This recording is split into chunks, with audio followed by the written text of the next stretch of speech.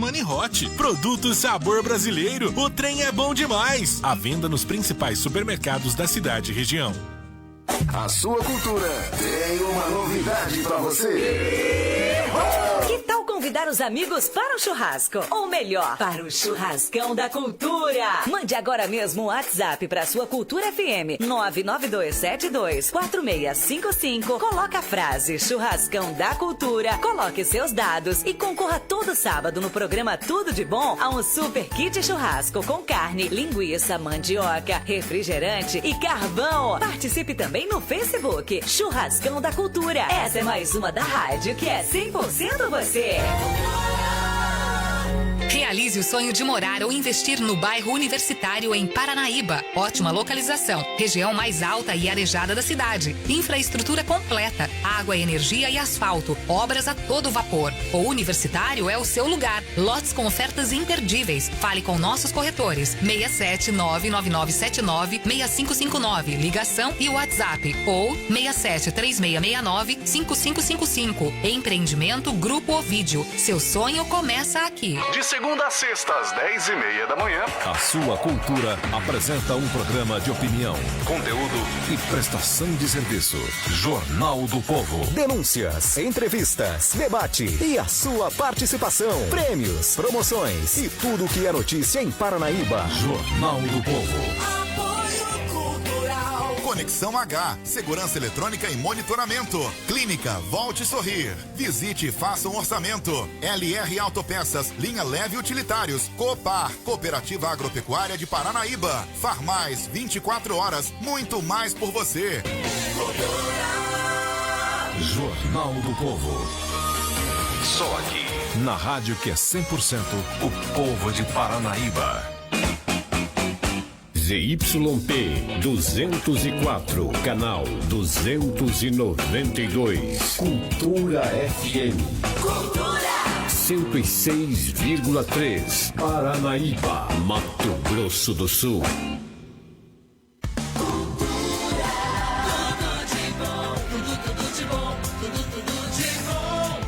Muito bem, voltamos, meus amigos e minhas amigas, agora também nas redes sociais, nas plataformas digitais. Você que estava acompanhando a gente pelo rádio, agora também na rede social. Meu querido Jean Martins, o Jean Martins que tá com a Jerusa ali atrás dele, né, Jean? Agora você tá no 2, né? Tá aqui. Isso. Grande, Jean Martins. Nossa companhia ali, né? Nossa companhia. Mascote. Exatamente. Prazer imenso ter você aqui junto com a gente. O Tudo de Bom tá no ar. Lembrando, agora também nas redes sociais.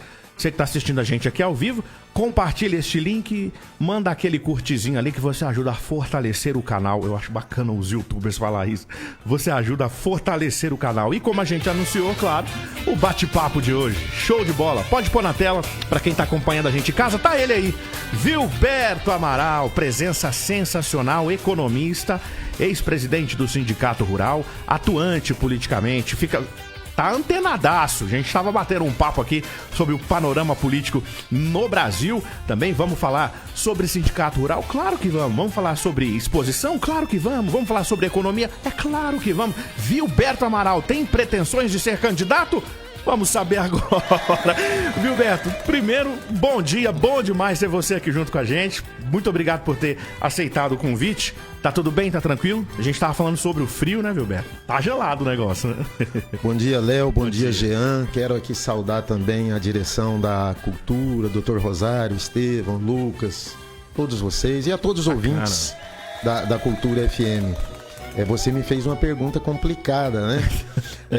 O frio nós estamos aí quase passando, né? Terminando o frio aí. Não estamos tão acostumados, fez um frio um pouco forte, mas estamos aí. E quanto a ser candidato... Candidato. Acho que não, viu? Já teve na minha porta aí em anos anteriores. O que eu ia te perguntar, você já recebeu o convite? Já recebi. Em 2014 me filiaram, eu fiquei como pré-candidato. E não saí. Eu sempre digo o seguinte, o futuro a Deus pertence, eu gosto de política, mas não pretendo. O que pesou na decisão de não sair, Vilberto? Família pesa também, Pesa também. Meu filho está estudando fora ainda, possivelmente no final do ano que vem ele está vindo para Paranaíba, está formando em ciências contábeis para me ajudar no escritório. Aí depois disso a gente vai ver. Não pretendo me aposentar, pretendo continuar atuante na minha atividade profissional, junto à minha clientela, né? Mas aí a gente vai ter um pouco mais de tranquilidade. Calma. No futuro a Deus pertence, né? Mas você é muito solicitado, assim, né? Você é influente politicamente, essa é que é a palavra. Muitas pessoas te procuram. Até tipo um conselheiro. Isso, exatamente. Não, eu atuo profissionalmente há 44 anos, eu comecei muito menino, nunca tive outra atividade a não ser contador. E a gente tem um relacionamento muito grande junto a todas as pessoas que têm uma determinada influência política na cidade. Então a gente acaba tendo esse tipo de relacionamento. Trânsito e eu, livre, graças a Deus, tenho um trânsito muito bom com todas as alas políticas de Paranaíba. E eu gosto de política, sim.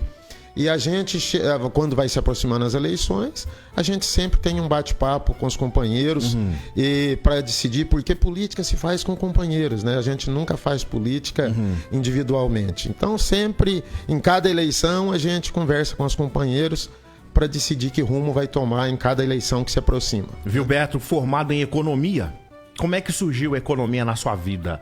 Era o que você queria fazer, Vilberto? Tipo, olha, você trabalha no que você imaginou desde criança. Você sabe que, na realidade, eu vim de uma família muito humilde. Meu pai faleceu, eu tinha 16 anos, filho mais velho, tomando conta da mãe e das irmãs. E a gente... O primeiro emprego que você acha, você se agarra nesse primeiro emprego, independente de você gostar ou não. Porque você tem que sobreviver, você tem que ganhar dinheiro para manter família, mãe, irmãs, né? E o primeiro emprego que eu achei foi no escritório de contabilidade. Eu estou nesse escritório faz 44 anos. E você aprende a gostar. Hoje eu não saberia fazer outra coisa, porque eu nunca trabalhei em outra atividade que não fosse contabilidade. Aí fiz técnico em contabilidade, foi meu curso técnico, e posteriormente eu fiz meu curso superior economia. E adoro o que faço. Aprendi a gostar. Tenho um relacionamento muito bom com a clientela. Graças a Deus, temos uma clientela muito grande. Temos 25, nós somos em 25 no escritório. Eu e o Marinho, meu sócio, mais 23 colaboradores. Então a gente tem uma estrutura grande, graças a Deus, e eu me sinto muito bem nessa profissão que escolhi. Passagem pelo Sindicato Rural, como que surgiu? Como que... vamos meter uma chapa aí com o Vilberto. Como é que foi? Na realidade, lá no meu escritório, na minha profissão no dia a dia, nós temos uma divisão. O Marinho, meu sócio, cuida das pessoas jurídicas, da parte das empresas, que nós fazemos a contabilidade, e eu cuido da parte física de todos os produtores rurais. E nós temos uma enormidade, graças a Deus, de clientes produtores rurais. E devido a essa amizade junto aos produtores rurais, esse relacionamento do dia a dia, acabaram me jogando, né? Eu, na época... Livre e espontânea pressão. Livre e espontânea pressão, na época, pelo nosso grande amigo, ex-presidente Neco. Eu era secretário do ex-presidente Neco, e o ex-presidente Neco me fez um convite junto com toda a sua diretoria, e eu tive que deixar a secretaria e me candidatar a presidente. O mandato é 3 anos, fui o primeiro ano, acharam que eu fiz um bom trabalho e tem direito a uma reeleição, fui para o segundo, acabei ficando 6 anos com um grupo de amigos e colaboradores excelente. Durante esses 6 anos foi um aprendizado, sabe, Léo e Jean? Foi um aprendizado. Você ser presidente do Sindicato Rural de Paranaíba, você aprende muito para a vida, te ensina muita coisa que vale para a vida toda. E ao contrário que a população, fala assim, a massa, a maioria acha que ser presidente do sindicato é viver em torno da exposição, e não é, né? O sindicato, ele é... Não, a exposição é só uma parte, a mais... Na realidade, parte festiva. A parte festiva é um item. É um item. Mas tanto, muitos pensam, né? O popular tanto que nos últimos 2 anos com a pandemia, nosso grande presidente Fábio, que eu quero aqui enaltecer, viu, Léo? Eu quero enaltecer aqui a capacidade, a dinâmica, a organização do presidente Fábio. Esses 2 anos que nós tivemos de pandemia, e foram 2 Expopar que ficaram sem fazer, e o sindicato continua funcionando plenamente no atendimento ao produtor. Segurou as pontas. O atendimento ao produtor não parou. Tanto que nós tivemos agora, há um mês atrás, os 5 leilões da Expopar que todo ano tinha. Exatamente. Tivemos o ciclo de palestras técnicas. Continua funcionando plenamente a parte endereçada ao produtor. Nós apenas não tivemos a parte festiva, em virtude da pandemia, que no mundo inteiro e no Brasil não está sendo realizado eventos, a parte destinada à população em geral, que o sindicato, na realidade, nem obrigação de fazer tem estatutariamente. Exatamente. Na realidade, realiza porque é uma tradição. Se não me engano, o ano que vem vai fazer 60 anos. Esse ano seria 59º, no ano que vem será 60 anos. E se Deus quiser, a pandemia vai ter cessado e o ano que vem voltaremos a realizar a parte festiva também. E as pessoas não entendem, né? Acham que é obrigação do sindicato, que é uma festa que o sindicato tem que fazer. Isso é um a mais que o sindicato faz. Inclusive, teve um período não tem obrigação de fazer. Devido a esse novo formato e tal, muitos criticaram ali, achando que o sindicato é obrigado a fazer a festa. É bacana ouvir o Beto esclarecer isso aqui. Traz renda, né? É uma tradição. Não, pelo contrário. Eu até vou falar uma coisa aqui para vocês, que eu acredito que o presidente Fábio já tenha falado. Dificilmente o sindicato rural voltará a bancar uma Expopar. Isso eu acho que não vai acontecer nunca mais. O que vai acontecer é o seguinte: vai ser realizado o evento terceirizado para as empresas especializadas em eventos. Como nos últimos Porque anos. Na realidade, vocês estão lembrados, em 2017, no governo Temer, foram extintas ou tornadas compulsórias, não obrigatórias, as contribuições sindicais. Que é grande parte da receita que os sindicatos rurais do Brasil inteiro tinha, a famosa CNA, que 60% dessa arrecadação que os produtores rurais, os proprietários rurais pagavam, retornava para o sindicato. Então, como o sindicato tinha essa renda, o sindicato tinha, assim, aquela certa tranquilidade de enfrentar, de fazer um Expopar, e se desse alguma coisa negativa, você tinha algum recurso para tentar cobrir. E hoje, sindicato nenhum tem esse rendimento. Sindicato hoje, nós estamos sobrevivendo, graças a Deus, porque nós temos uma leilocim, um leilão muito forte que tem ajudado. Nós temos um parque muito grande que gera muitas despesas. Então nós não podemos arriscar em fazer uma Expopar. O que vai acontecer, eu tenho certeza que o presidente Fábio, terminando a pandemia e voltando a poder ter eventos, vai ser novamente terceirizar, ou que seja para a mesma empresa, o pessoal do Bacana que estava fazendo, era terceirizado anteriormente, ou um novo grupo, mas o sindicato rural em si dificilmente voltará a fazer eventos. Não é viável. E é perigoso quebrar um sindicato. Se arriscar a fazer, pode até quebrar financeiramente um sindicato. Um baita esclarecimento. Só uma curiosidade, aí já é uma curiosidade minha. Eu estava conversando ontem, achei muito bacana quando as pessoas souberam que você viria. Aí falaram: Léo, faz essa pergunta, por favor. Na hora de escolher os shows, quando era o sindicato, como que era feito? Viu, Beto? Tinha uma sala da justiça, onde vocês entravam lá e... Como que é? Porque o povo fica aqui de fora, né? Aí lança, show tal. E as pessoas ficam imaginando como que é feita essa escolha. Vocês consultam ali? Como que funcionava isso na sua época? Olha, é muito difícil você atender as expectativas da população com referência a shows. Porque geralmente é 3 ou 4 shows e tem 20 grupos aí despontando de todas, né? O sertanejo e de outras áreas da música. Mas o Sindicato Rural é formado por 22 diretores. Dentro desses 22 diretores, tem 7 diretores que fazem parte da diretoria executiva. O primeiro passo, isso eu já recebi do presidente, né, que nós demos continuidade, porque a pessoa é muito correta, muito honesta. O Marcinho Costa, de Votuporanga, conheço, que hoje ele empresaria os grandes nomes da música brasileira, já fazia isso pro presidente Neca e continua fazendo para nós, até porque nunca teve nenhuma mancada da parte dele, a coisa sempre funcionou com honestidade e clareza. Chegava na época de contratar os shows, a gente chamava o Marcinho e fazia uma reunião com o Marcinho junto com a diretoria. O Marcinho expunha tudo que ele tinha para aquelas datas que a gente precisava em disponibilidade, e a gente via dentro do nosso cacife financeiro aquelas disponibilidades que ele tinha, o que a gente era viável financeiramente. Porque eu vou confessar uma coisa aqui pra vocês, naquele ritmo, eu não sei como é que vai voltar agora depois da pandemia. Se esses artistas vão baixar um pouco o cachê dele, a bola, exatamente, o termo é esse.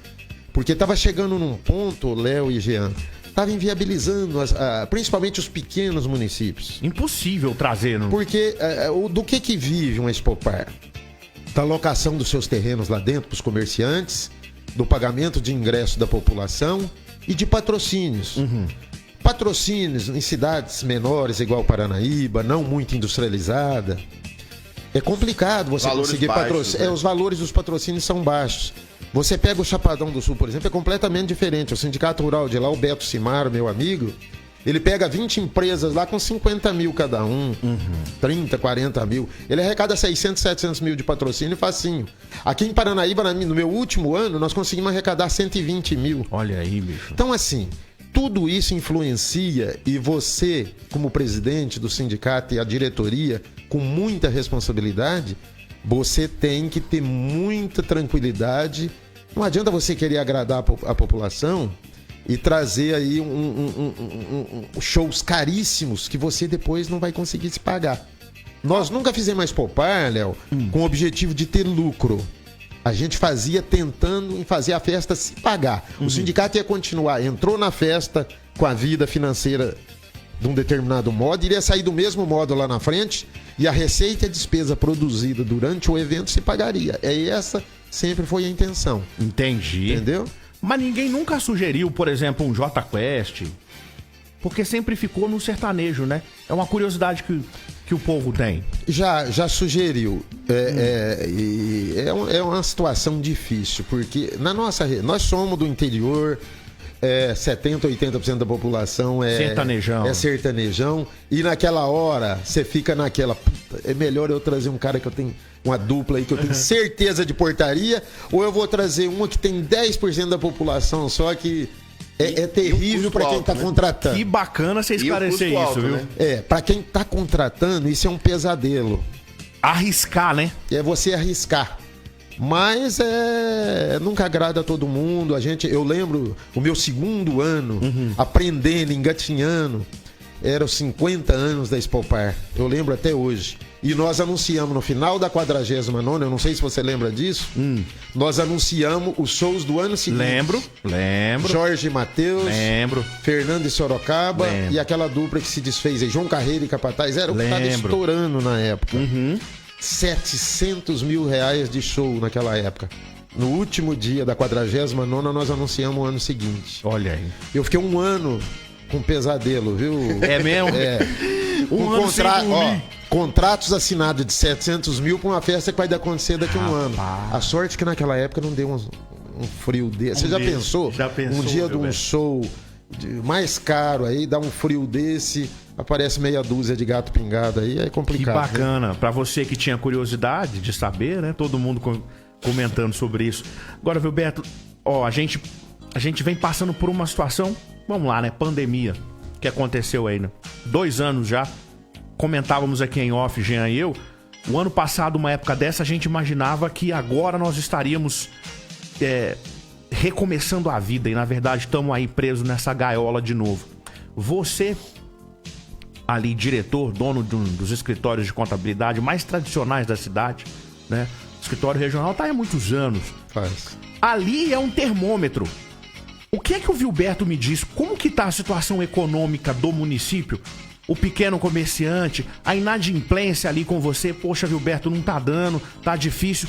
O que você acha que o lockdown? Porque pra mim, lockdown é coisa de louco.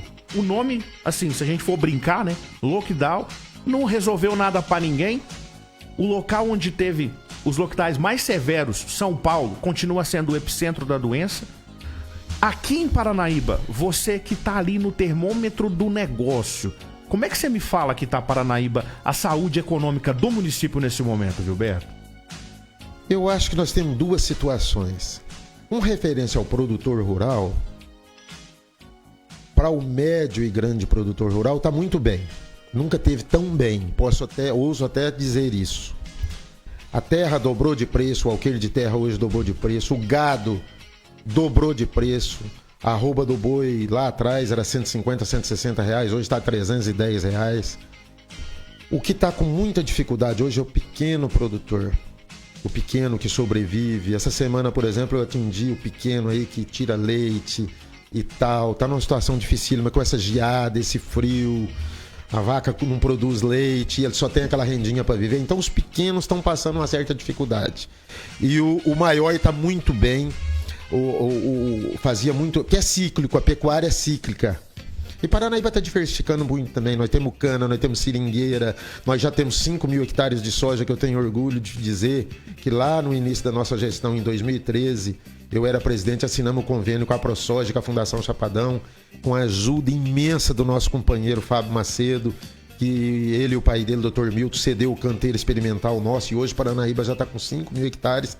Esse é um embrião que foi plantado lá em 2013, já fazem 8 anos, e devagarzinho tá indo. Então, na área rural, eu acho que está relativamente muito bem. O grande problema da pandemia, que eu acho, foi mais no comércio.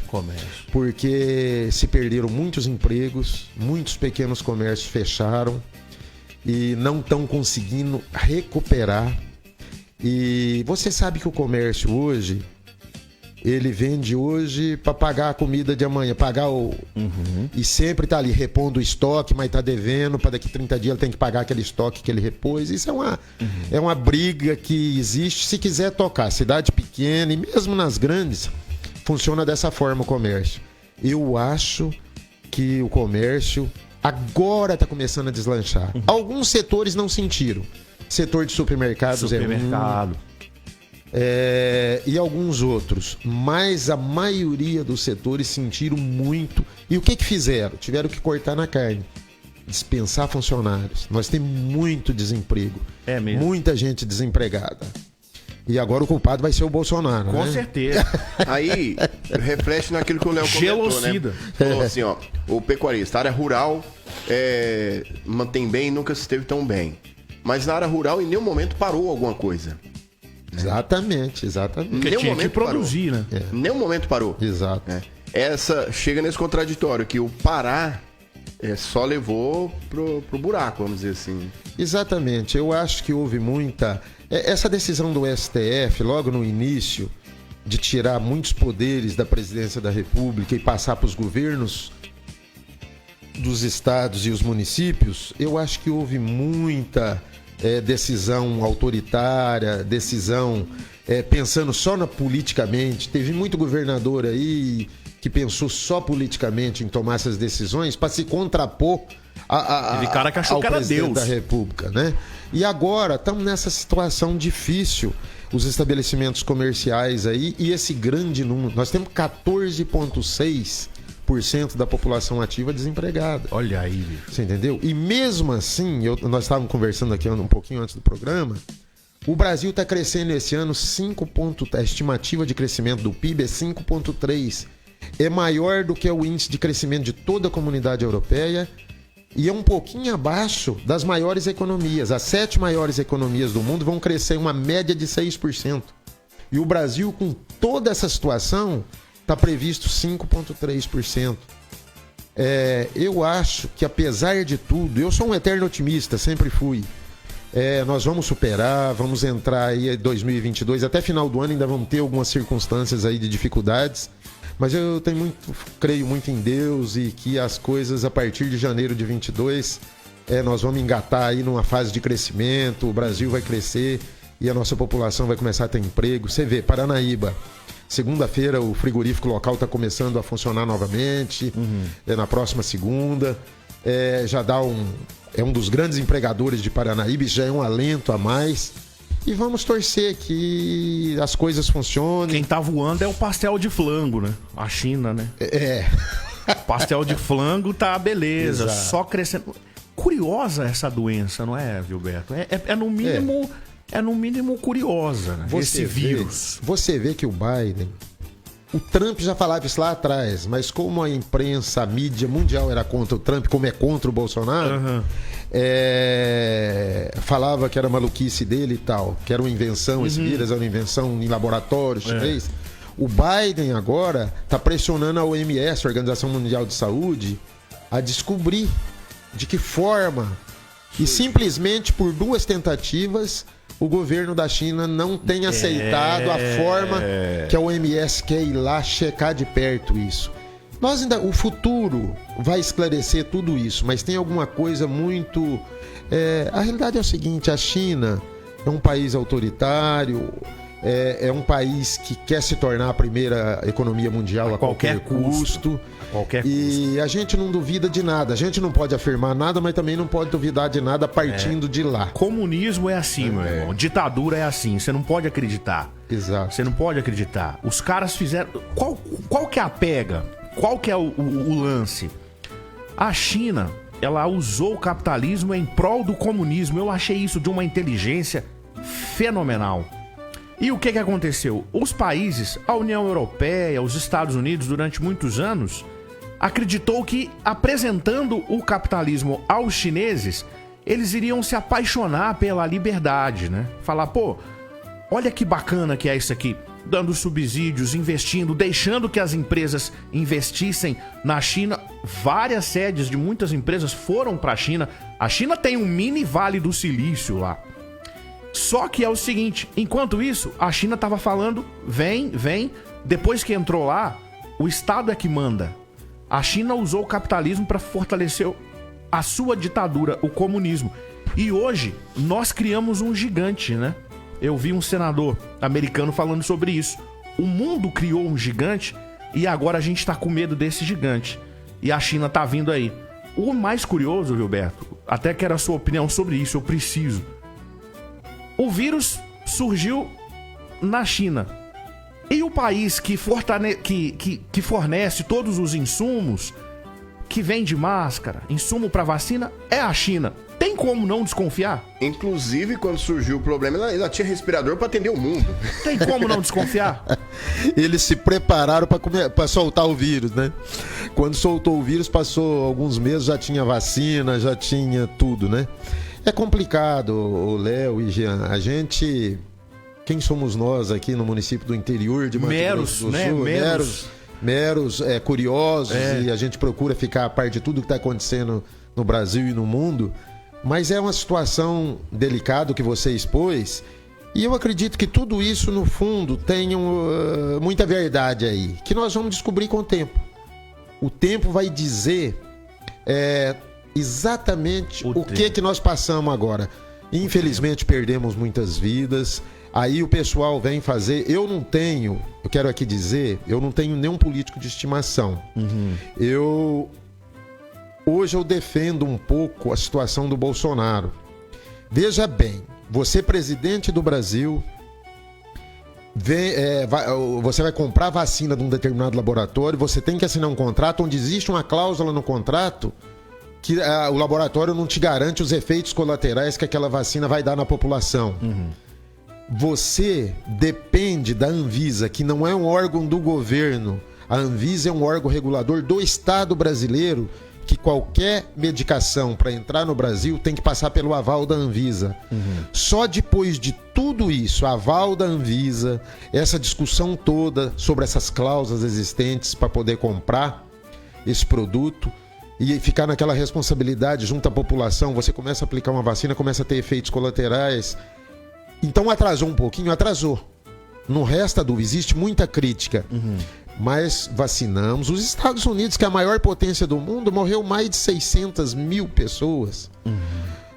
Então, assim, se eles são a maior potência do mundo, tem muito mais poderio financeiro e tecnologia para ter conseguido, na nossa frente, evitar tantas mortes assim. Não conseguiu, você imagine nós. Eu acho que agora está andando, está caminhando, está vacinando a população. Eu acho que logo, aí até final do ano, nós vamos estar com grande percentual da população brasileira vacinado. Eu acredito muito que a partir de 2022 o Brasil voltará a andar normalmente aí com todo o progresso possível. O Brasil é tão zoado, o Brasil é tão esquisito, que aqui o pessoal pegou uma doença para tentar derrubar um presidente. Enquanto os outros países se uniram em prol de buscar uma cura. Vou dar um exemplo. Conseguiram politizar medicação. Conseguiram politizar medicamento. E é o que eu tava vendo ontem, a entrevista do médico falando o seguinte: para você ter no papel ali, esse remédio, ele Ele é eficaz para isso. Vão anos de estudo. Porém, tem a experiência do dia a dia. É o que o médico estava falando. Ele chama de tubo de ensaio isso. Tem a experiência do dia a dia. E o que é uma pandemia? A pandemia nada mais é do que uma situação de emergência, de guerra. O novo coronavírus, olha o nome do vírus, novo coronavírus. Então ninguém sabia de nada. Até as vacinas são experimentais. Exatamente. Né? Mas se você questiona, você é o quê? Negacionista. Eles começam a jogar pechas em você para fazer uso de uma narrativa com a finalidade sempre de atacar o presidente. É sempre isso. É surreal. Eu vou te ser sincero, eu não me lembro de ter visto, nos últimos anos, um presidente tomar tanta porrada igual esse cara toma. Já tomou facada e toma porrada. Posso te falar uma coisa, Léo? Minha concepção. Se os governos Lula e Dilma, 16 anos, tivessem sido policiado tanto a imprensa, a mídia em geral tivesse policiado igual estão policiando o Bolsonaro nesses 2 anos e meio, o Brasil não tinha sido saqueado certamente igual foi. Porque eles não viram nada. A grande mídia, Estadão, Folha de São Paulo, Rede Globo e outros, não viram nada que aconteceu durante os 16 anos. Nadinha. E agora ficam tentando achar crimes, achar falcatrua, corrupção, montam uma CPI de fachada aí e tenta de qualquer forma achar um crime. E não estão conseguindo. Não tá conseguindo. Tá virando palhaçada. Então é complicado. Quando Renan Calheiros vira paladino da moral, Gilberto, a gente desanima da vida, né? Infelizmente, os 3 poderes, existe corrupção nos 3 poderes. Sempre existiu e vai existir. Mas hoje, infelizmente, no judiciário, na grande cúpula do judiciário, hoje o local que o judiciário é mais correto é nas comarcas, na primeira instância. Que nós podemos acreditar na justiça, mas aqui nas primeiras instâncias. STF tá partiu de tribunal nos estados, STJ e STF, infelizmente está todo politizado. Precisa mudar a forma de se nomear ministros para esses órgãos. Aparelhamento. Porque esses órgãos as indicações são políticas e esse pessoal que vão para lá depois fica devendo os favores políticos no futuro. Esse STF de hoje, a maioria foram nomeados pelo Lula e pela Dilma. Tudo PT. Tudo esquerdista. O cara advogado então, quando vai julgar alguma coisa contra quem te indicou, o pai vai julgar muitas vezes o camarada esquece a lei. Vai falar, é o coração dele, é o favor que ele deve. Infelizmente, é um desabafo. Peço até desculpa, é um desabafo que a gente está como cidadão. É verdade. Que a gente está fazendo, mas infelizmente é uma realidade que nós estamos passando no Brasil. Olha, ontem, como eu já disse aqui antes, né, de começar, teve uma entrevista muito bacana com o presidente Bolsonaro e ele citou esses pontos que você acabou de comentar aqui agora. Na questão tanto do voto, na questão da vacina, ele citou isso, falou, eles queriam me oferecer uma vacina sem nenhuma garantia. Quando ela foi, eles assumiram ali a responsabilidade, quando ela foi certinha, nós compramos. Mas esse foi muito bacana o bate-papo ontem, em vários aspectos que ele citou nesse sentido. O problema é que a Constituição, ela é interpretada... Ela é o que o ministro amanhece pensando. Fala-se muito sobre a insegurança jurídica no Brasil. É justamente isso. O cara pensa um negócio hoje, o ministro do STF, eu tô falando de um ministro. O cara pensa um negócio hoje, daqui 6 meses ele vai lá dar um voto diferente do que ele disse semana passada.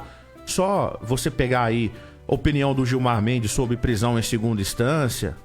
Há 1 ano, 2 anos, e agora?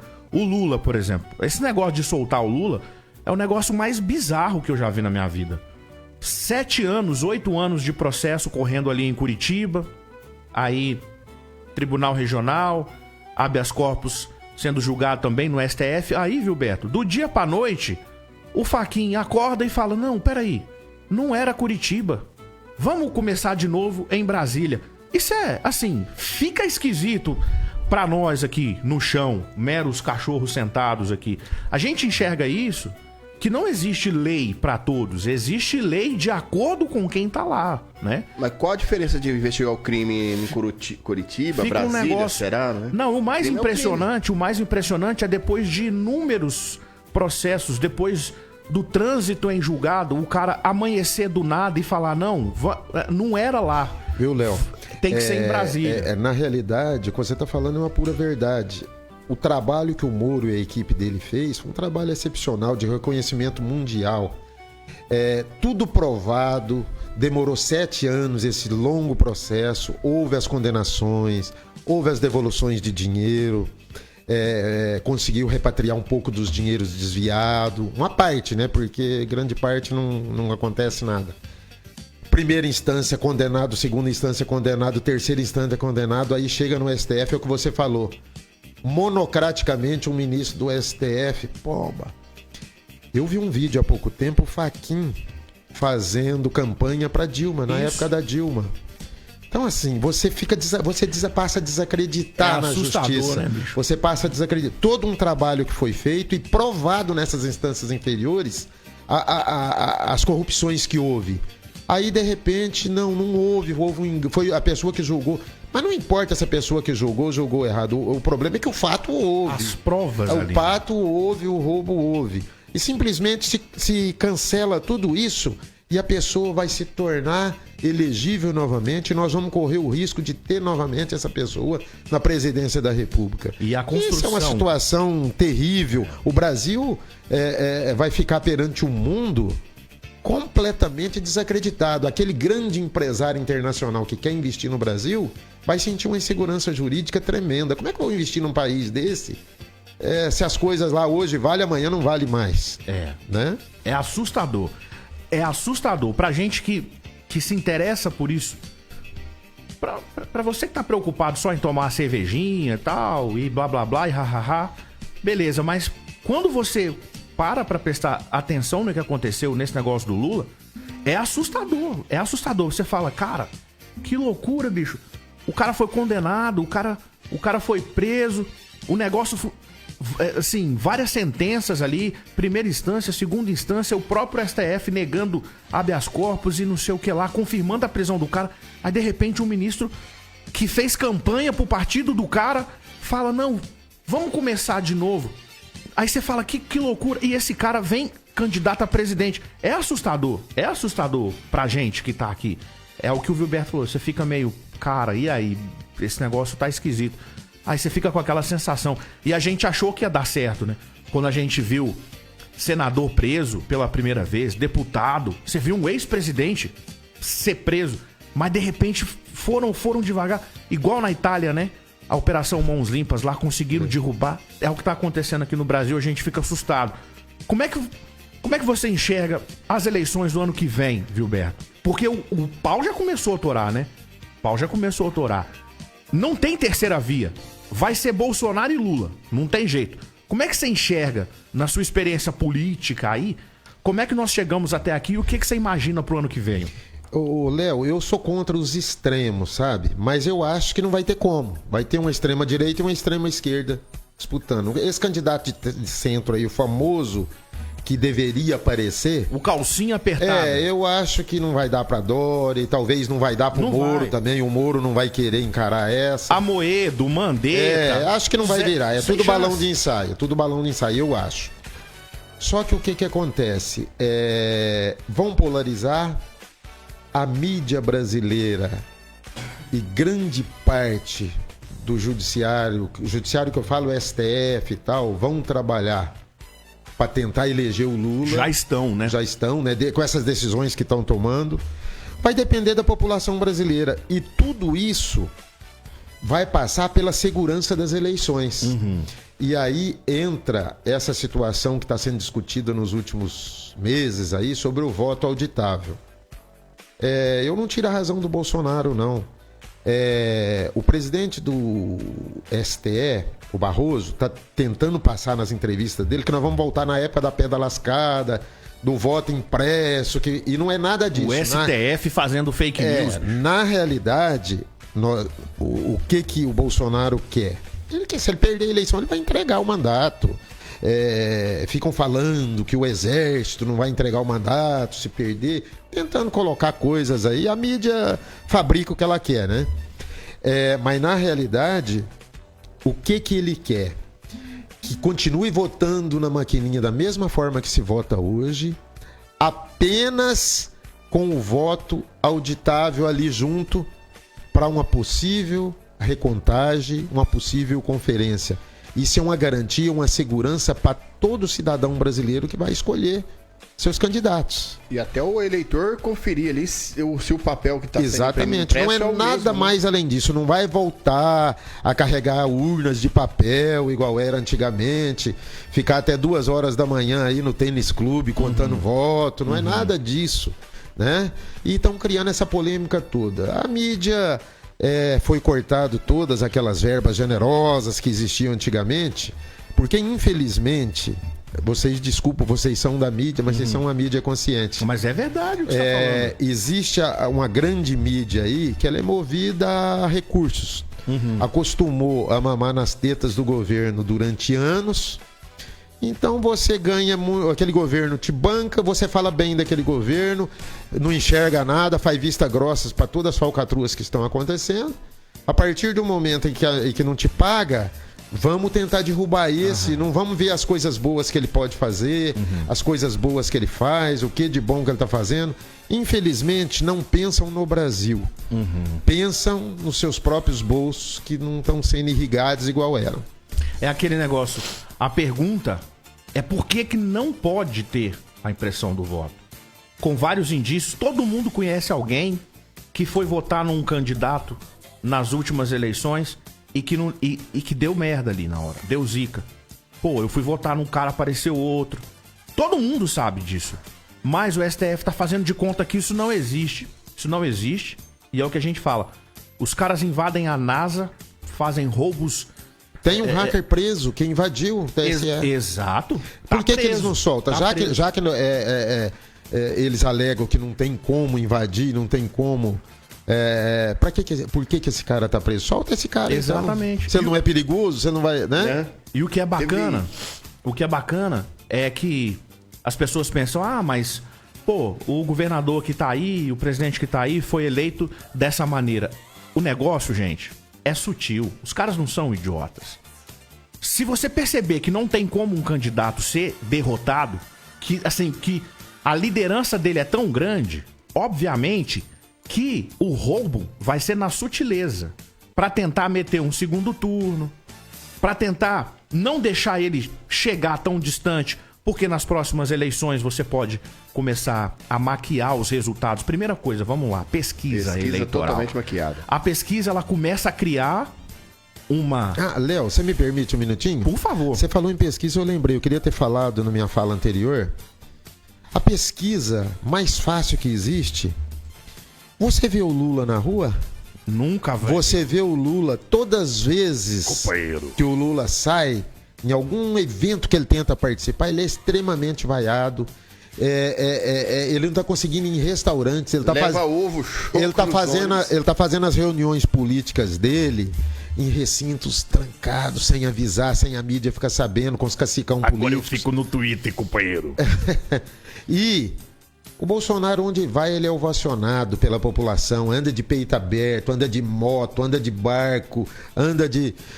enfim. Tá. Essa é a melhor pesquisa que existe. A rua. Eu acho que... e tem que ser respeitado. A população, 57 milhões de brasileiros elegeu. Vamos esperar ele cumprir o mandato. Elegeu ele para 4 anos. Quando chegar em outubro do ano que vem, é a época de votar, vamos decidir novamente. Quem votou lá atrás nele vai votar de novo, talvez, ou não vai, acha que ele não fez um bom mandato, vai votar. Isso se chama democracia.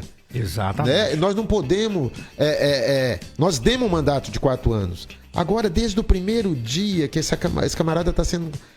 Ele tem o grande problema dele, que todo mundo fala, é que ele fala o que pensa. E não pode. Um presidente da República não pode falar o que pensa. Tem que ser politicamente correto. Prudência e sofisticação. Exato. Eu prefiro a autenticidade e alguém que fala o que pensa. Certo? Vai bater de frente com o judiciário, vai bater de frente com o Congresso, vai bater de... Mas, infelizmente, é o que nós queremos. Eu, por exemplo, é a parte dele que eu gosto e que eu acho que valeu a pena ter votado nele na última eleição.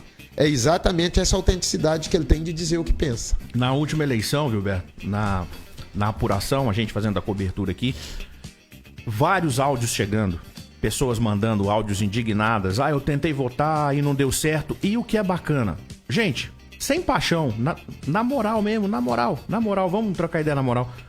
Era só gente que tentou votar no 17. Não teve um relato de alguém que foi votar 13 e não deu certo. Aí você vai pro estado, mesma coisa. Você vai pro Brasil, mesma coisa. Então, se há esse problema, pacifique-se o assunto. Fala, gente, vamos imprimir esse negócio e vamos deixar de rolo. Esquisito é quando falam não. Não vamos imprimir. Tem uma demanda da população falando, eu fui votar, não deu certo. Senta na internet, é só você pesquisar. Um monte de relato, tá esquisito. O cara era, na época lá, do Aécio, por exemplo, vocês lembram disso? O Aécio liderando, aí de repente deu uma pane. Ficou total. 30 minutos ali com um problema lá no TSE. Aí na hora que voltou, a Dilma passou na frente. Então, se há essa dúvida, qual que é o papel do TSE? Qual que é o papel do TSE nesse momento? Pacificar o assunto. Falar, então vamos imprimir. Pronto, imprimiu, resolveu o problema? Resolveu. Mas não, o TSE quer ir contra. Isso é que é esquisito. Isso é que é estranho pra você que tá ouvindo a gente e tá assistindo. Isso é que é estranho. Por que não pode imprimir pra deixar lá se precisar recontar? É isso é que é zoado. E a fraude, ela tá no momento ali, ela pode estar no momento que você digita, na tela, beleza. Mas pra onde esse voto vai? O caminho que ele faz? A impressão resolve. É o exemplo que eu costumo dar. Você vai jogar no jogo do bicho. Aí você fala pro cara, eu vou postar no cavalo. Você vai ter um comprovante que você apostou no cavalo. Você vai fazer uma compra, você vai comprar uma long neck. É débito? Pô, é débito. Pá. Você quer o seu comprovante? Mas o voto, o TSE não pode. Imagina você fazendo uma compra, não tendo recurso de receber no seu celular o comprovante e a maquininha não emitir nada também para você não saber quanto foi passado, se realmente foi o valor que você comprou, que você está pagando. Como você confiaria, né? Gilberto, teve uma pesquisa, Léo, só concluindo, agora recente, na segunda, o questionário é o seguinte: você confia na urna eletrônica? 98 ponto alguma coisa diz que não. Apenas e alguma coisinha. Eu vi agora, ontem eu vi esse resultado dessa pesquisa. E era muito simples. Você confia? 98 ponto alguma coisa não confia. Tá rolando um grupo de empresários, vai startar uns outdoors aqui na cidade. Deputado que votar contra o voto impresso não terá o meu voto mais. Você acha que prospera? Ou você acha que não vai virar nada esse negócio aí, Gilberto? Qual que é a sua opinião? Não, tem que pressionar, eu sou favorável. Os nossos políticos, os deputados, todos eles, os senadores, todo político é na pressão. Você, para mudar uma tendência, é só na pressão. Porque se você deixar as negociatas lá dentro do Congresso Nacional, a coisa rola alto e você acaba, tudo bem, o seu deputado que você votou, o seu senador está lá te representando, mas nessa hora, muitas vezes, ele pode estar tomando uma decisão lá que a maioria das pessoas que votou nele na última eleição não é favorável àquela decisão que ele está tomando lá. Então, como é que você faz esse deputado enxergar para a realidade que a população que o elegeu é através da pressão? É a pressão. Cada um tem o seu contato com o seu deputado, com o seu senador, é através do outdoor. Hoje nós temos o WhatsApp e a coisa mais fácil do mundo é você conseguir o WhatsApp de um deputado e de um senador. E vamos pressionar, nós temos que pressionar. Porque não adianta, Léo, você falar assim, eu não gosto de política, eu detesto política. O ser humano não pode, eu sou contra o ser humano ser dessa forma. O ser humano tem sim. Se você quer uma cidade melhor, um estado melhor, um país melhor para o seu filho, para o seu neto, para sua família, você tem que participar do dia. E participar não significa que você tenha que ser candidato, não. Você, como cidadão no dia a dia, você tem que tentar influenciar aqueles que te representam lá no Congresso Nacional para a vontade da maioria ser feita. Então eu acho que essa dos outdoors aí, pode até que não vai... Eu até acredito hoje que não vai passar o voto auditado. Mas que nós temos que fazer, enquanto houver tempo, essa pressão nós temos que fazer. Você não acha que talvez essa reforma ministerial... Porque foi uma mexida de peça para isso, né? Trouxe o Ciro Nogueira ali para Casa Civil. Isso. Não, o Ciro Nogueira é um grande articulador. Precisa ver se o Centrão que ele representa vai comprar essa ideia. Vai comprar essa ideia. Você entendeu? Porque, na realidade, o pessoal fala assim, poxa, quando o Bolsonaro foi eleito, ele falava que não ia lotear governo, não ia... isso, não ia aquilo. Os caras que estão lá. O que acontece? Ninguém governa. O sistema de governo no Brasil, se você não tiver bom trânsito dentro do Congresso Nacional, você não consegue passar nada que você quer para tocar o Brasil. Os projetos que você quer para... Você tem que, infelizmente, e esse é o povo que está lá. É o povo que o povo elegeu. É o povo que o povo elegeu. Então, exatamente. Na realidade, os políticos é um espelho do povo. Eu sempre falo isso. Os políticos é um espelho. Se lá nós temos políticos que não são bons, mas foi a população que escolheu, nós temos que respeitar. A democracia é isso. E se um presidente da República quiser tocar o seu mandato, ele tem que ter maioria lá dentro. Para ter maioria, tem que ser o famoso governo de coalizão que se fala tanto aí. Você tem que ter os seus acertos lá dentro. Eu acho que foi uma jogada boa agora, até porque a oposição fica batendo aí num possível impeachment, que eu não acredito, não vai acontecer. Para ter impeachment tem que ter crime. Tem que ter povo na rua. Tem que ter crime, tem que ter povo na rua. Exato. A meia dúzia da rua é o mesmo que sempre teve aí, que de vez em quando tá indo. E o que é engraçado também, né? Exato. Eu acho muito engraçado. Sabe como que resolve tudo isso? Propina. Na época que o Lula tava pagando todo mundo, não tinha confusão, né? Não tinha briga, não tinha nada. Então parece que o povo prefere isso, né? O cara ia lá, pagava... eu preciso passar tal projeto. Aí o Lula fazia o quê? Todo mês ia lá, comprava os deputados, parece que é isso.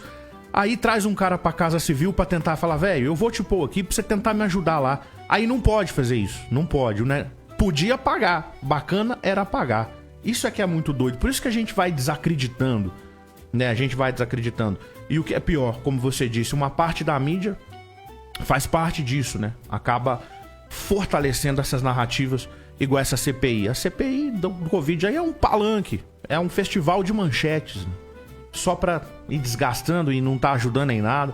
É o que eu falo, quando o Renan Calheiros vira paladino da moral, aí você pode desanimar. Viu, Beto? Agora, Paranaíba. A nível de Paranaíba, como é que você enxerga? Como é que você tá vendo a nossa situação política? Você acha que a gente tá no caminho certo? Olha, eu acho que o Maico tá fazendo um bom trabalho, é um menino novo. Você conversa com ele, é cheio de energia, cheio de garra, vontade de trabalhar. O Maico tá me surpreendendo, porque ele corre atrás. Se todas as verbas e emendas que estão prometidas aí para final desse ano e para o ano que vem chegarem a Paranaíba, eu acredito que vai chegar, vai dar uma mudada um pouco na cara de Paranaíba. Porque o Mike tem uma grande vantagem, ele conversa com todo mundo. Tem verba de Vander Lobeck, que é PT, de Dagoberto Nogueira, que é PDT, de Tereza Cristina, que é do DEM, tem o Beto Pereira do PSDB, enfim. Ele está conseguindo a ajuda de todo mundo, ele corre atrás. Pula no mato, né? Exatamente. Então, assim, eu tô enxergando o mandato, são 7 meses, hoje fazendo 7 meses de mandato do Maico. Eu tô considerando que o Maico tá fazendo um bom mandato, sim, muito trabalhador. Vamos torcer que continue assim. Você não vê nenhum bochicho de corrupção no mandato, isso é muito importante. Falhas todos nós temos, todo ser humano tem falhas, mas eu acho que até agora ele tem muito mais acerto do que falhas, e eu acredito que ele fará um bom mandato, sim, da forma que ele tem conduzido. Gilberto, eu acho que vai ser inevitável. Você vai entrar pra política.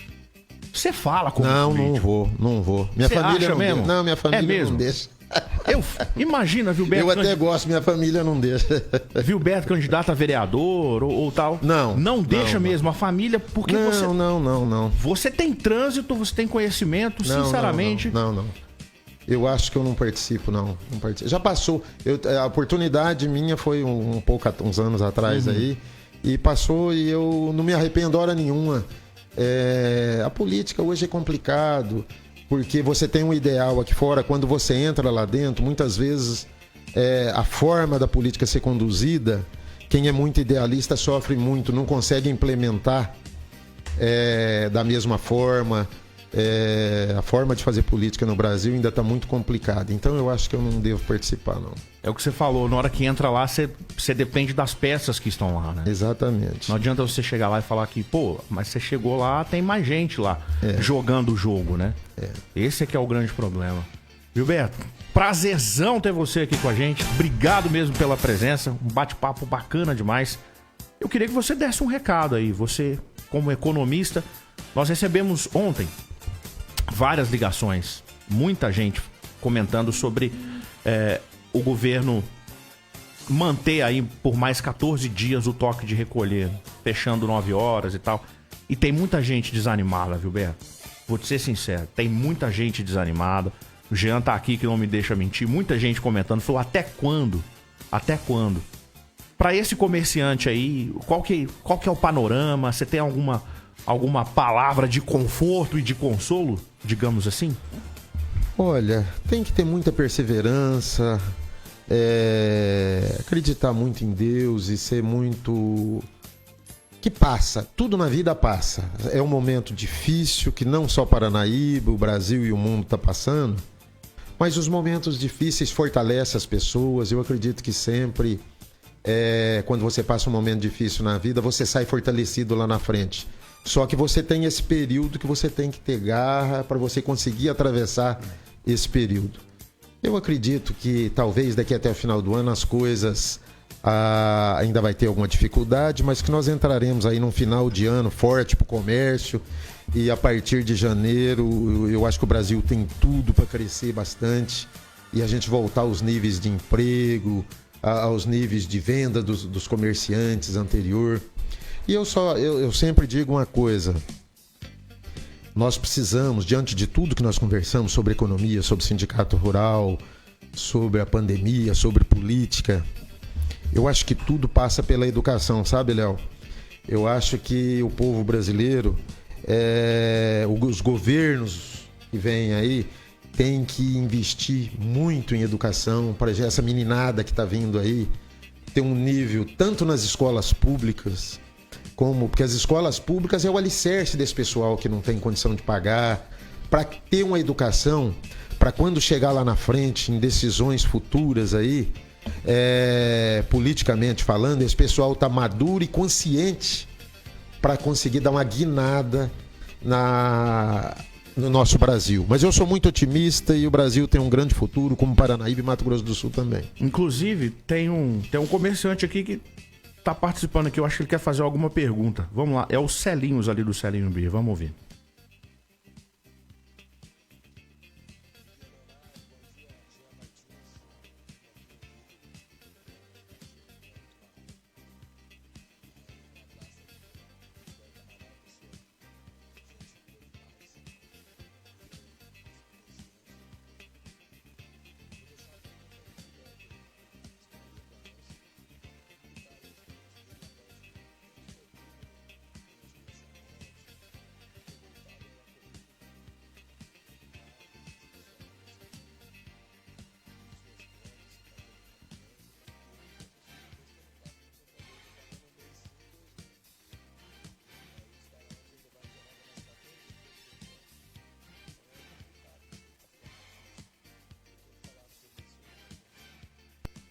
Falei? Pergunta pro Vilberto. E aí, Vilberto? Olha, é dificuldade. O Celinho tem toda a razão. Infelizmente, tem algumas atividades que estão sendo mais prejudicadas do que outras. E principalmente quem tem atividade noturna, está tentando viver do delivery, né? Porque presencial está muito pouco, as pessoas estão com medo, mesmo tendo liberado mesas espaçadas, esse tipo de coisa, o pessoal está com medo de sair para frequentar, não querem correr riscos, né? Muito difícil, mas é aquilo que eu acabei de falar, Celinhos, nós temos que ter muita perseverança. Eu acredito que está muito próximo da gente passar toda essa situação. E igual você que já está nessa atividade há muito tempo, não desiste não, é um conselho que eu te dou. Enfrenta e tenta diminuir gastos nesse período, o mínimo possível de custos. Daqui a uns dias, se Deus quiser, nós vamos estar lá lotado igual sempre teve sua atividade e você vai continuar com todo o êxito que você sempre teve. Show de bola, viu, Beto? Prazerzão. Bom demais ter você aqui com a gente. Escritório Regional.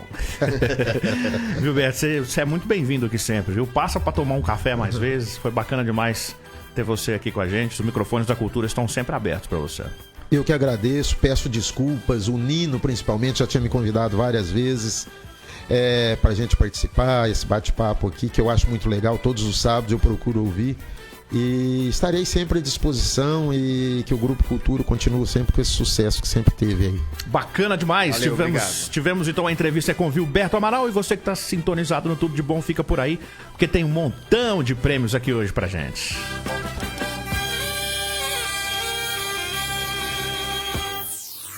As novidades estão na cultura. Vai lá no perfil